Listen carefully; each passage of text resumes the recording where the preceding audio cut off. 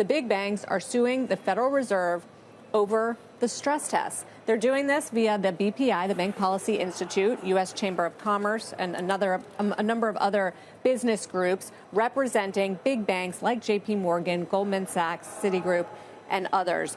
They are questioning the legality of the Federal Reserve's stress tests. These are the tests that they have to go through to prove that they can be resilient in very tough economic scenarios. It came out of Dodd-Frank post-financial crisis, and the big banks have had problems for years with what they call the opacity, lack of transparency, secretive process and methodology that the Fed uses to conduct the stress tests. They've objected to that. And the fact they say that the Fed did not require public comment, for instance, before implementing the stress test, something they have said is not legal.